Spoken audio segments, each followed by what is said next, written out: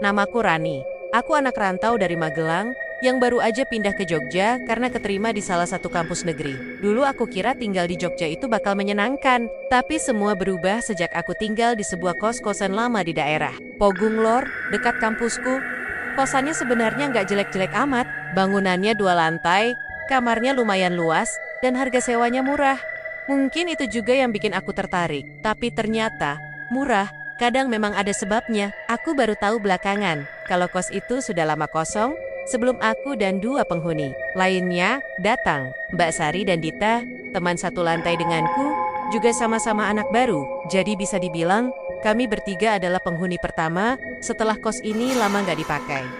Awalnya semua berjalan biasa. Hari-hari pertama kami saling kenalan, masak bareng, kadang ngobrol sampai tengah malam di dapur. Tapi sejak malam kelima, ada sesuatu yang bikin suasana berubah. Waktu itu aku lagi nyuci baju di belakang kos. Pas maghrib, dapurnya nyambung langsung ke halaman belakang, dan di sanalah aku pertama kali melihatnya. Kuburan? Iya, kuburan beneran. Satu gundukan tanah kecil, yang udah tua banget, ditumbuhi rumput liar, dan ditandai pakai batu nisan polos tanpa tulisan. Lokasinya persis di pojokan tembok belakang, setengah tertutup semak-simik. Aku kaget. Jelas, tapi anehnya, aku kayak nggak bisa teriak atau lari. Kakiku lemas, rasanya kayak ada yang nahan pandangan mataku biar tetap menatap nisan itu. Beberapa detik kemudian, aku sadar dan buru-buru masuk ke dapur, nutup pintu, dan langsung lari ke kamar. Badanku dingin, jantungku deg-degan, tapi aku nggak cerita ke siapa-siapa malam itu, takut dikira lebay. Besoknya aku coba tani-tania ke ibu kos. Beliau tinggal di rumah depan, terpisah dari bangunan kos. Ibu kos orangnya ramah, tapi waktu aku nanya soal halaman belakang, raut wajahnya berubah. Mendadak dia jadi kaku. Terus jawab pelan, kubur itu udah ada dari dulu. Enduk, waktu rumah ini dibangun, katanya sih udah ada duluan.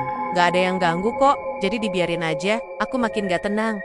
Tapi ya, aku pikir selama gak diganggu, harusnya aman kan? Sampai akhirnya Dita cerita hal yang aneh.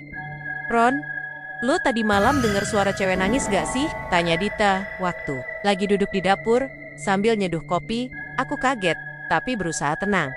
Nangis di mana? Di luar, belakang, kayak deket jendela kamarku. Pas aku lihat dari ventilasi, sepi, tapi suaranya masih ada. Terus, pas aku coba keluar, hilang. Aku langsung ingat kuburan itu. Tapi aku belum berani cerita. Malam itu aku tidur sambil pasang headset, muter musik pelan biar nggak denger suara-suara aneh. Tapi tetap aja, sekitar jam 2 pagi, aku kebangun karena ngerasa ada yang berdiri di depan pintu kamar. Nggak ada suara, tapi perasaan itu nyata. Aku buka mata pelan. Nggak ada siapa-siapa, tapi pintu kamarku nggak aku kunci. Nggak tahu kenapa, rasanya dingin banget. Sampai-sampai napas keluar uap. Aku tarik selimut sampai ke kepala Baka Doa Sambi. Gemetar. Paginya aku langsung pasang kunci tambahan di pintu. Hari-hari berikutnya makin aneh. Mbak Sari mulai suka ngomong sendiri. Katanya sih ngobrol lewat telepon, tapi aku nggak pernah lihat HP-nya megang. Kadang malam-malam dia keluar ke belakang bawa lilin kecil, katanya buat ngadem. Aku dan Dita mulai khawatir, tapi Mbak Sari selalu bilang dia baik-baik aja. Bahkan suatu malam dia bisik ke aku. Di sini tuh nggak jahat kok, asal kita sopan. Makin merinding.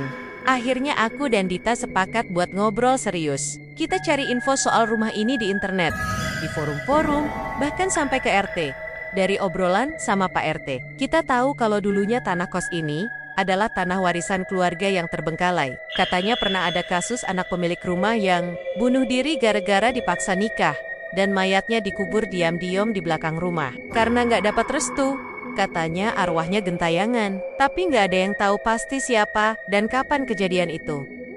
Malamnya, aku makin susah tidur. Setiap kali aku lelap, selalu ada mimpi yang sama. Aku jalan ke belakang kos, dan lihat sosok perempuan berbaju putih, duduk di atas kubur itu, sambil nyanyi lagu Jawa pelan. Suaranya sendu, matanya sembab, dan dia selalu ngelirik ke arahku. Tapi, aku nggak bisa gerak, kayak tubuhku dibekukan. Sampai suatu malam, mimpi itu berubah. Dalam mimpi, dia jalan ke arahku sambil bawa bunga kamboja. Dia berhenti di depan wajahku dan bilang, "Aku cuma pengen didengerin. Jangan usir aku." Besok paginya, Dita udah nggak ada di kos. Kamarnya kosong, HP-nya nggak aktif. Kata ibu kos, dia bilang mau pulang ke rumah orang tuanya. Tapi anehnya dia pergi jam 3 pagi, jalan kaki sendirian. Aku makin takut, sendirian di kos itu. Cuma tinggal sama Mbak Sari yang makin hari makin aneh. Sampai suatu malam, pas aku lagi di kamar, lampu tiba-tiba mati. Padahal listrik daerah itu nggak mati. Kyuk, kamar, dan dari dalam dapur, ada cahaya lilin. Gue pelan-pelan ngintip. Mbak Sari duduk di lantai, depan pintu belakang yang kebuka, bawa sesajen kecil dan lilin. Mulutnya komat kamit. Gue langsung mundur perlahan tapi dia tiba-tiba nengok dan senyum ke arah gue. "Sini Ron." Dia mau ngomong, "Sama kamu juga." Gue nggak jawab. Gue balik ke kamar, kunci pintu, dan langsung nangis. Paginya gue cabut. Gue bawa semua barang seadanya.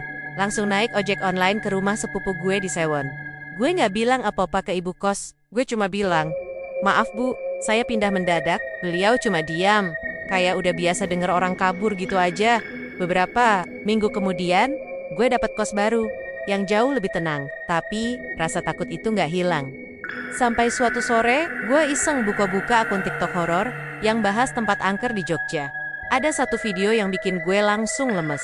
Ada yang upload footage kos-kosan tua yang katanya berhantu di daerah Pogung. Dan di akhir video itu, muncul potongan tulisan dari papan kecil yang setengah terkubur di tanah belakang.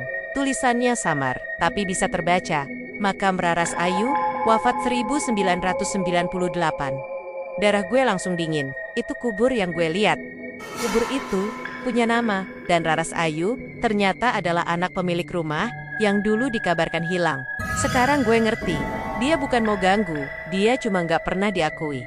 Nggak pernah dimakamkan dengan layak. Don Meng, sampai hari ini, dia masih duduk di atas kubur itu, nunggu ada yang nyapa dia dengan namanya sendiri.